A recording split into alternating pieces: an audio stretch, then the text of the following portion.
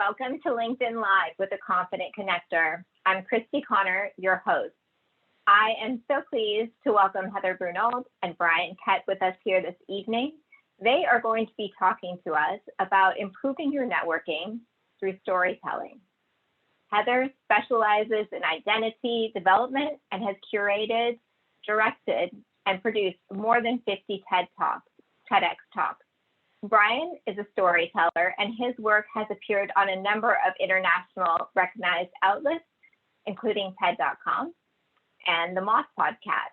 They have helped me prepare for speaking for a number of events, for public speaking talks, and I couldn't have done it without them. They've been amazing, not only for helping me with my speaking coaching, but also for helping me with things like my brand identity and sales and my business. So I am so grateful to have them here with me this evening. They have many talents that can help not just speakers, but also businesses. So I'm excited to hear from them. I'm also excited to hear from them about what's coming up for TEDxPasadena and Words2Action, the nonprofit arm that empowers groups of individuals with muted voices to transform good intentions into positive change. With that, please welcome Heather and Bryan here this evening. Thanks, Christy. Hi. Welcome. Good evening. What a nice intro. Thanks for being here. That's very special. It's so great to have you. you. I will turn it over to you. Thanks. Well, hi, Bryan. Good to see you. Good to see you. I heard you stumble on TEDx Talks versus TED Talks, Christy, and I'd love to make a clarification there because it is a very distinct difference. Here we go. Look at that smile Bryan's got. So TEDx simply means that we are locally licensed to produce and curate TED Talks for TED.com. And the magic comes when you really hit your stride, as in Bryan's case, which I'll get into in a second, where you hit your stride with production, with storytelling, and with a very timely topic. And in those cases, then TED will pull it up to the main platform on TED.com. So we have been producing since 2015, and all of our talks from 2015 and 2016 are still housed on YouTube. All of our talks from 2017 and 2018 are housed on TED.com. And it's simply because of the production value of 2015 and 2016 that those excellent talks are not up on TED. And I shoulder that burden because I was learning how to do it.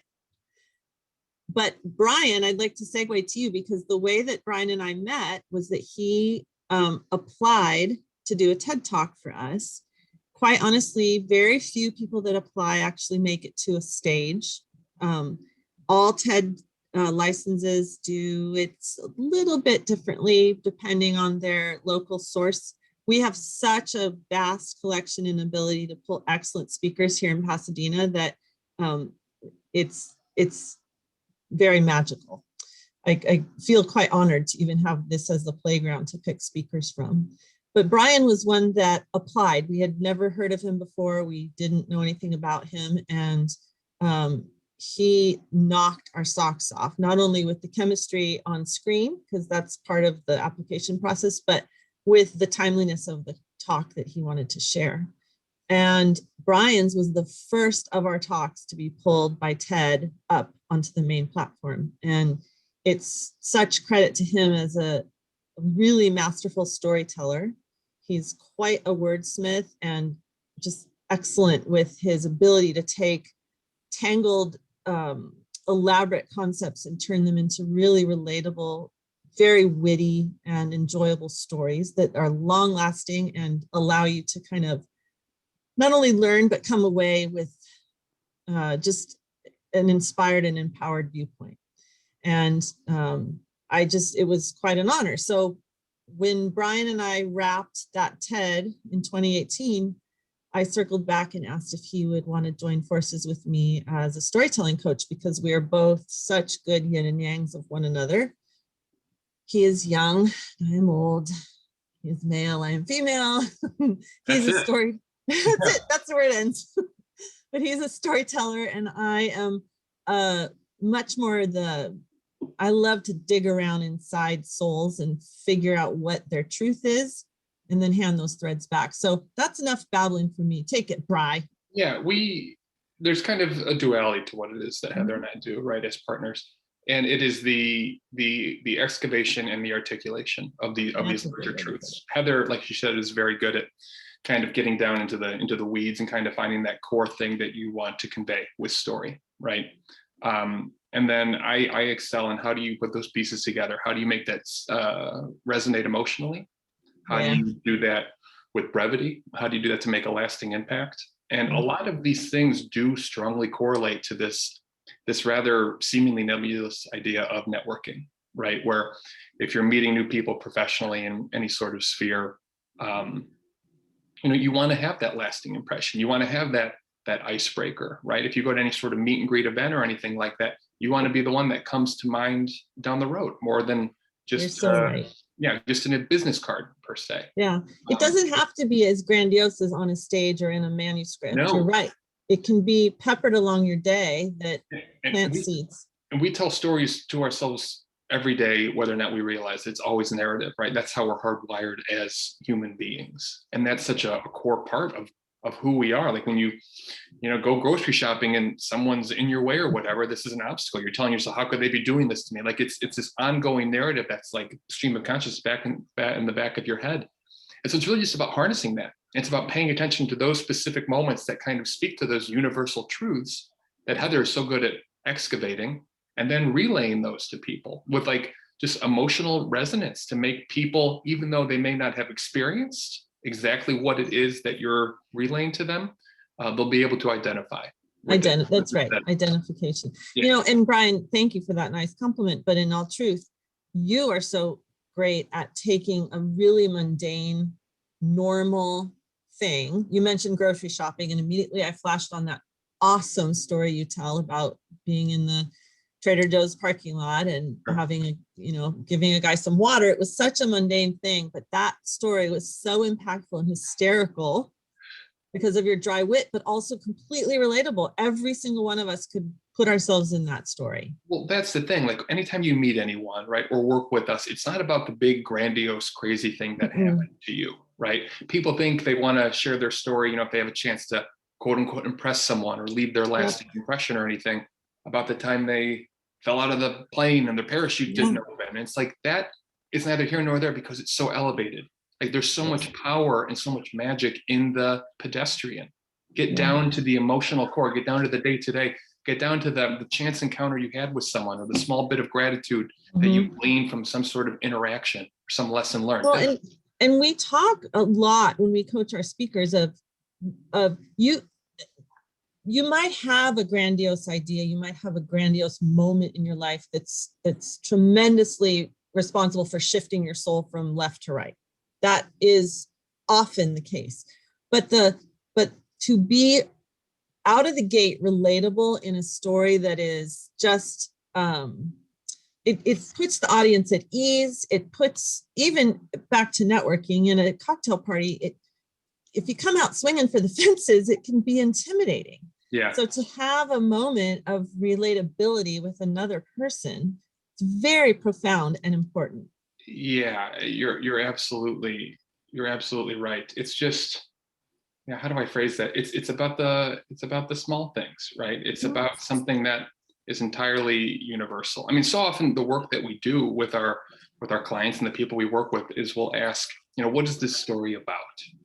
And they'll say, oh, it's about X, Y, Z. It's about what happened. But that's just what happens in the story. That's truly not what the story is about at its core. So if you can keep answering these questions and dig deeper and deeper and deeper, again, where Heather excels so much, you get down to the core truth of this thing, right? What is this really about? It's about wanting to fit in. Right. It's about taking a risk. It's about regret. It's about being grateful for your friends. These universal themes that everyone's going to, that's how you captivate people in any sort of networking event. And it, especially in these polarizing times where it's so charged to even open your mouth. There's a lot of fear. You don't understand when you're standing at a cocktail party or a networking event who is opposite you, and whether or not you're going to say something that triggers duality. Those are the moments when I think you're exactly spot on with, if you can retain the filament of humanity, we are all vulnerable. We are all frightened. We are all eager to be heard. We are all, we all have experienced varying degrees of lack and need. If you can find little relatable moments with that in mind, it doesn't matter who you're talking to, because they can understand. And it even further than the duality in our own culture, to go bigger on a stage or in a manuscript, if you're able to take that story and relay it in a way that's digestible to someone on the mountains in the Himalayas down to someone in a dirt hut, those stories are able to be kind of internalized regardless of culture. Those are the power hitters. Yeah, absolutely. And the thing is too, in through the lens of networking, right, and through communication in that regard, there's such an element of showcasing what it is that you have to offer, right, and how you can, because everyone has that thing to offer. Everyone has that role to fill that they can do better than anyone else. And we all spend a lot of time asking, like, well, what is your superpower, as it were, right? What can you believe in your heart of hearts that you can do better than anyone else? And now how do we articulate that and make that entirely applicable and universal, so you can leave people with that impression of you when you meet them? I really love this rule from TED and have completely internalized it in my work in Words2Action, in my work as a storytelling coach. The three cardinal sins on a TED stage are no politics, no religion, and no self-promotion. And the reason for that is that it can be so polarizing, and to deliver a story with impact, you want to keep everyone right in the middle of the room. And that, really plays into kind of what we're talking about here. Particularly the no self-promotion. When you're in a networking experience or event, or you're kind of competing with everyone else to be able to be memorable and to perhaps land the next pitch or land the, whatever. But if you're coming out with self-promotion as the lead, it can fall, it can just be sour. It needs to be done artfully. And with a story, it can be done well. Yeah, it's disarming, right? Like if a person sees a reflection of themselves in the story, that's a wonderful connection. That's like networking at its most essential, right? I tell stories often, and wherever I can, however I can. And there's a great deal of craft and heart and diligence behind it. There's structure there. There are rules, right? That you can of course break, but you need to know the rules.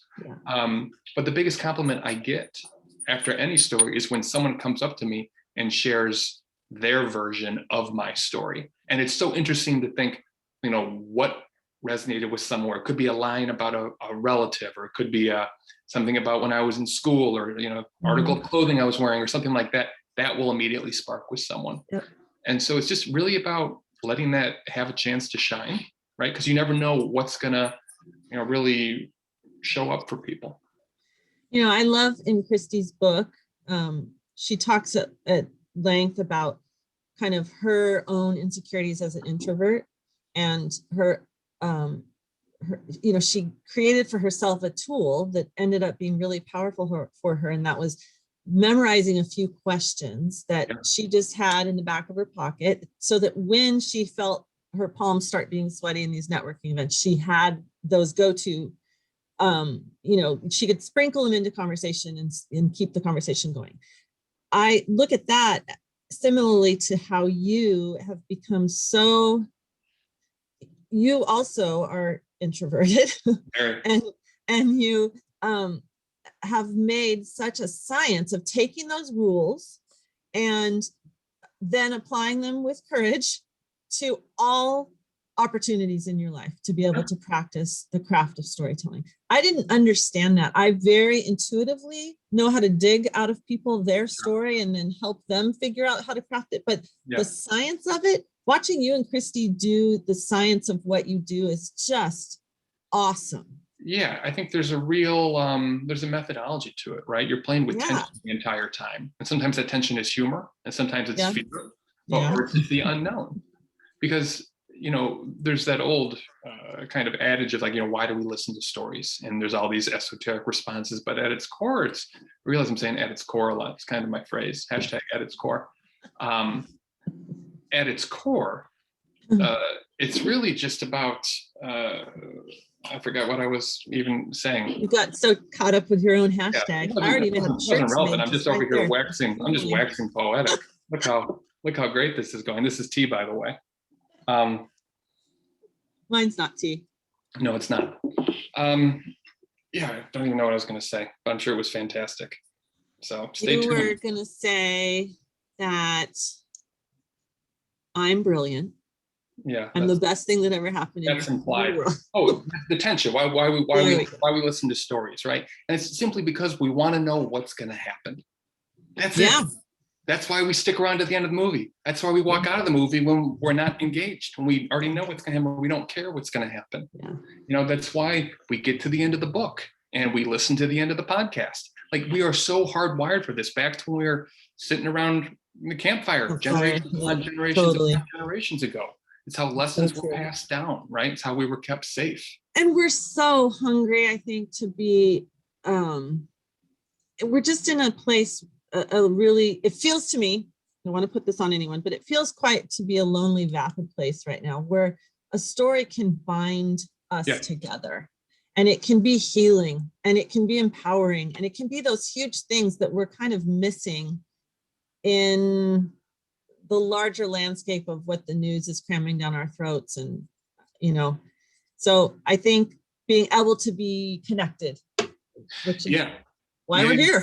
And before Christy pops back in, I know she wants to do that in a bit, I will say an interesting stat that I always come back to is that if information is relayed to us just like numerically, just bullets, like data, you know, we remember it at a certain level, but if that data is then wrapped in a story, we are 22 times more likely to remember that. 22 times. So, I mean, think about that impact you want to make, right? And how do you take that fact, that statement, or whatever, you know, you want to deliver, and how do you make that stick?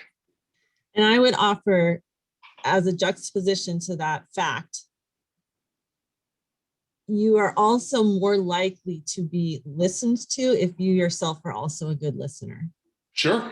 So when you're in a networking or a connection type of a situation, or God help us on another Zoom call, trying to date on Zoom or trying to whatever happens on Zoom, to be a good listener is also that reciprocity between the storytelling, not to be so hungry or nervous to get your message out, but to really slow down and actually hear. Sure. And I think we forget that often as storytellers to also teach that craft, being a good listener. Yeah, I hear you. Thanks, see? I hear you. See, it's that easy. Don't you feel connected? Uh-huh. Christy, how do we do? You guys did fantastic. Thanks for sharing some of that. It made me think, you know, that connection piece and courage that's needed both for going up to somebody and saying hi. Also, you have to have a similar type of courage in public speaking.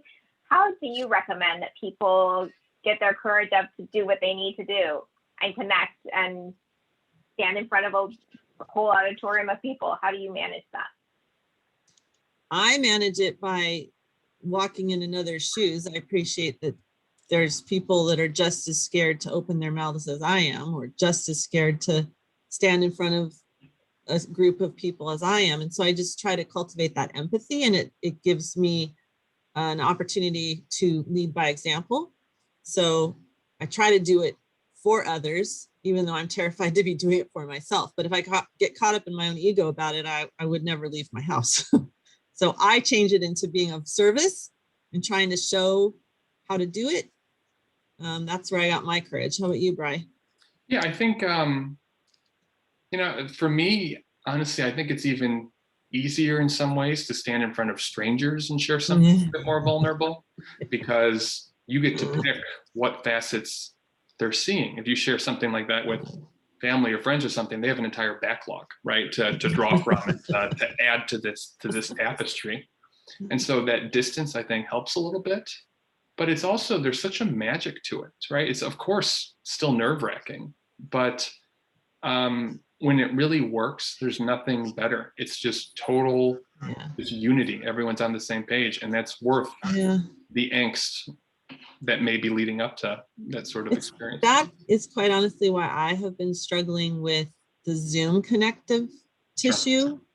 I really thrive on the chemistry in a room, the ability to just pay attention to body language, and that is more my fuel. And so it's been really hard to shift as a practitioner to this really clinical, cold format. But that's why I offer up being a good listener, because I realize, and showing by example, others are just as unamused by this little situation as I am. If you're on the LinkedIn Live, you can go ahead and put questions in there. Because Zoom is so challenging, connection is challenging right now, what are you feeling inspired by in this time? I'm inspired to heal myself and others. I try to have that be my first thought in my head and my last thought in my head when I'm near my pillow, and just to try to be a source of kindness and gentleness in the world. I'm not always good at it, but there's so much just toxic soup right now that's what I'm inspired by, is just being a droplet of gentleness in the earth at some point throughout my day. That's nice. I love that. Thanks. I think it's a couple things. One is definitely like putting the screen down.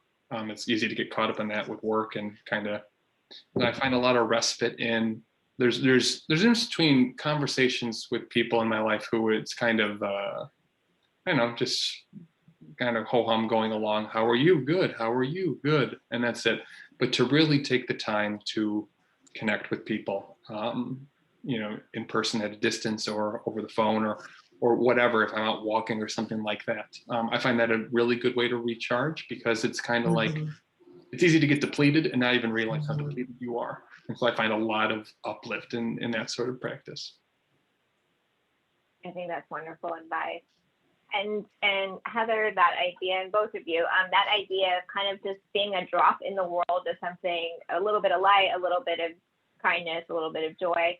I think that's so also what Words2Action is trying to do, with letting those voices be free, so that there can be a little more kindness, joy, better ideas happening in the world. Can you talk a little bit about that? Mm-hmm. Yeah, Words2Action came about because we were producing these really powerful and impactful TED events, and I was watching the impact that would have on the people during the day while we were there. And we would leave that TED Red Circle at the end of the day, and it was just kind of, I felt like, well, and now what? We heard these impactful stories, and what do we do with that? And on top of that, each year we had about 45 teen girls that we brought on scholarship to be with us. And these are all women, young women that were, they're underrepresented, students of color. Many of them had never even been to the Huntington Library, where we were filming every year. And I felt that we were doing quite a disservice of planting these amazing seeds and then just saying farewell. So Words2Action literally came of, all right, let's turn our words to action. Let's do what we're all talking about and getting goosebumps about. And so we are the fiscal agents of TED, because we are the nonprofit that produces TEDx Pasadena. But our bigger point of existence is to help those muted voices. And we're always in dialogue of what is a muted voice. A muted voice is pretty much, you know, there's a lot of people, no matter what color they're dressed in or what title they have, they potentially have an experience that has their voice literally feeling trapped inside. And we work to help liberate those voices and create a safe space for them to be empowered and then have the tools to be able to do something with what their voice needs to express. And so we also promote advocates of muted voices. And we just wrap our arms around the community that is willing with time, talent, and treasure to support and empower those who need a little more space in the world to be heard. I know that you consult with a number of businesses, and just hearing there's such a focus right now, very importantly, on diversity and inclusion. And as people go through that process, as their companies go through that process, right, being able to enable muted voices, I think, is something that's very powerful. How do you see working with other businesses maybe to help them through that process and help them be able to empower their own voices within their organization? You know, I was at a Friday coffee meetup years ago, and it's when I exclusively had the title at the time of TEDx Pasadena Women. So that was my license at the time. And I gave a talk at Friday coffee meetup, and this great guy, this old guy, still can so vividly remember him in my mind. He stood up and he asked, well, you know, I wear pants, and he was just kind of an old crotchety guy. He's like, I'm not a woman, but do I have a place? Because what you're saying sounds pretty awesome.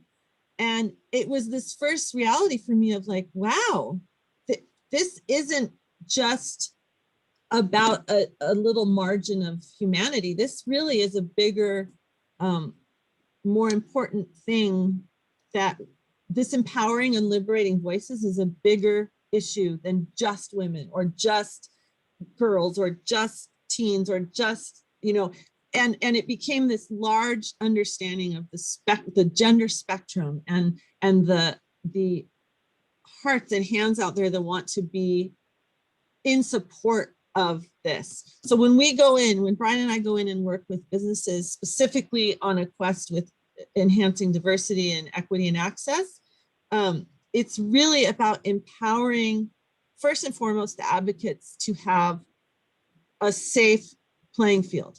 There's a, you know, especially as two white people trying to navigate an equity and diversity space, we find that our talents are able to help empower other advocates, other people of privilege that are new to the frontier of being anti-racist and understanding what the difference between diversity and equity and access and these things that are so important.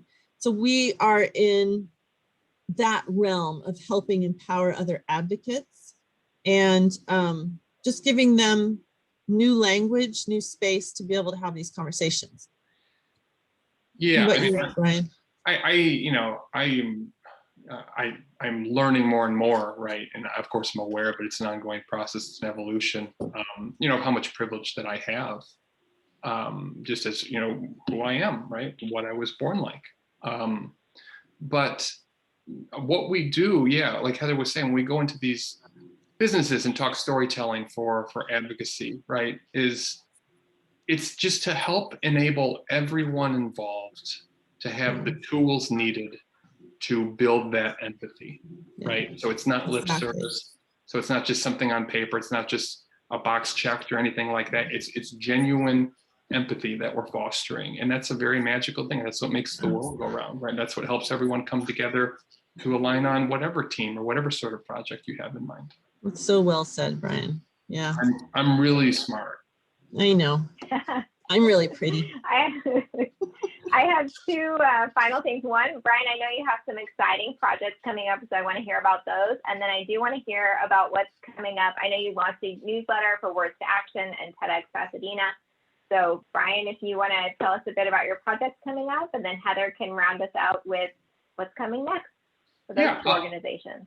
Cool. Yeah, I just found out yesterday. I'm going to be, most likely as it stands now, I mean, fingers crossed it still comes through, on Mike Birbiglia's podcast and kind of online show that he's been doing. If you don't know him, he's like the father of modern storytelling. He's the best. His special, the new one on Netflix, is wonderful. I saw it twice live, and he's a hero of mine. And so I get to tell an abridged story on Saturday. Get to riff with him a bit over Zoom. I'll be sitting right here, probably wearing the same shirt. And that's about it for now, but that's a little uptick midweek. Heather, Is it a Valentine's story you're telling? That's amazing. Congratulations. Thank you. Yeah, he wanted weird date stories, and I got them. So hard to narrow that down. Yeah. How many hours you got? You also are working on a book. Yeah. Bryan is hopefully got a book coming out. Yeah, the book proposal still. I just got notes back from my agent, and they were very brilliant, and it's on to the next step. And I vacillate between, thinking I can do this and then just curling up on the floor and eating a bunch of caramel corn. And so that's, ups and downs. But I think tomorrow is going to be less of a caramel corn day. So here's hoping. You want to be on my shelf, Bryan, of all our speakers, especially this one. Just be on the shelf. Same very, very, very, very thin book. Just going to be 3 pages. Bookmark. It's a thicker book than I've written. So TEDx 2021, Pasadena. We don't have a date. We don't have a theme. We are all just picking our very bumped and bruised heads up from 2020. I said in our newsletter yesterday that we had all very intentionally taken 2019 off. We were tired. To produce these events is quite backbreaking, and none of us are allowed to be paid, and it's a tremendous amount of work from the volunteers in this community to pull it off.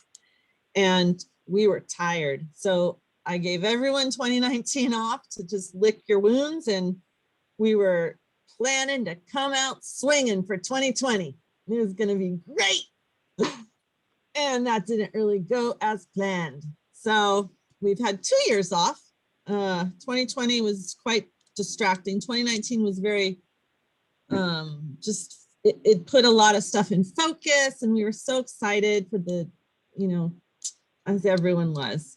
And it just knocked us off our guard. So we are looking towards 2021 as an opportunity to kind of solidify what so many people have to articulate and share. I think we're just going to be just inundated with powerful stories. People are going to be ready for it, Yeah. People need it. Just how we as a human race are learning to pivot and learning to accommodate,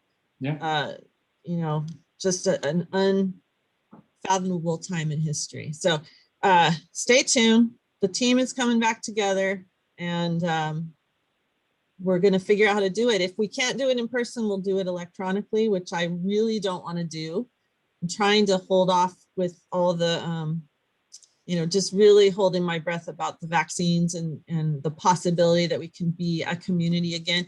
For anyone that's listening that might have been at any of our events, part of the magic, certainly magic happens on the TED Red Circle, but I personally believe more of the magic happens outside in the interactive space when you're kind of processing what you just heard and you're interacting with strangers and you have this connection that's so intense on some message that just resonated. And that's really not possible online in breakout rooms. So I'm holding my breath. We can do it in person, and I'll, stay tuned. Everyone cross your fingers. Thank you. They're all crossed. Well, thank you, Heather. Thank you, Bryan. Is there anything you want to leave us with before we wrap up? Any other tidbits? Not just that you're amazing. Thanks for doing this, for keeping everyone connected, even though we're locked in our pajama bottoms with our collars on top. Yeah, thank you very much, Christy. And just, I mean, it comes back over and over again that, you know, story really is at the center of everything, whether or not we realize it. And I think it's, the more we embrace that and the more we honor that, the better off we'll be. That is the truth. And the more we can put those tools in people's hands, the better off I think everyone's going to be. Absolutely. Wonderful. Well, thank you so much, Bryan and Heather. Wishing you guys an amazing 2021. All the fingers are crossed for TEDxPasadena to come back in action, and for all the work, important work that Words2Action is doing as well. Thank you, everybody, for joining LinkedIn Live. We wish you a